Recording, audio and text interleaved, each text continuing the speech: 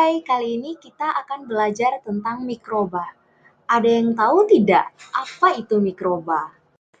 Mikroorganisme atau mikrob adalah organisme yang berukuran sangat kecil sehingga untuk mengamatinya diperlukan alat bantuan seperti mikroskop. Mikroorganisme mempunyai beberapa jenis yaitu 1. Bakteri. Bakteri adalah kelompok organisme yang tidak memiliki membran inti sel. Organisme ini termasuk ke dalam domain prokariota dan berukuran sangat kecil atau mikroskopik. Nah, sekarang kita masuk pada ciri-ciri bakteri. Ciri bakteri sebagai berikut. Pertama, organisme multiseluler. 2. Prokariot. 3. Umumnya tidak memiliki klorofil. 4. Memiliki ukuran tubuh yang bervarians. 5. Memiliki bentuk tubuh yang beraneka ragam. 6. Hidup bebas atau parasit. Jenis mikroorganisme yang kedua adalah fungi. Fungi merupakan organisme eukrotik heterotrof karena tidak mengandung klorofil. Makanannya diambil dengan cara absorpsi dari lingkungan dan berkembang biak dengan spora.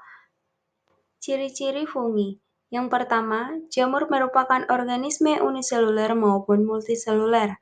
Yang kedua, tidak mempunyai klorofil. Yang ketiga, hidup secara heterotrof. Yang keempat, struktur sel eukrotik.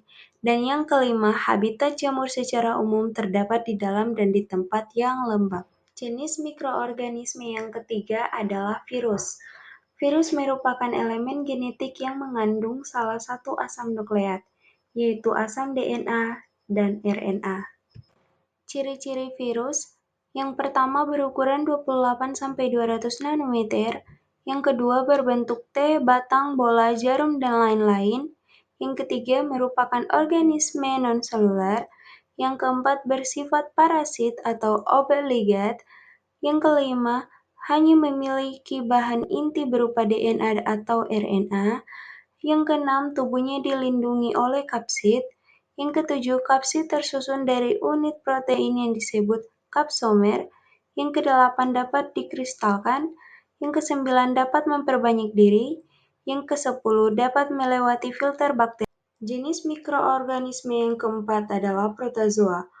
Protozoa merupakan kelompok lain protista eukrotik. Kebanyakan protozoa hanya dapat dilihat di bawah mikroskop.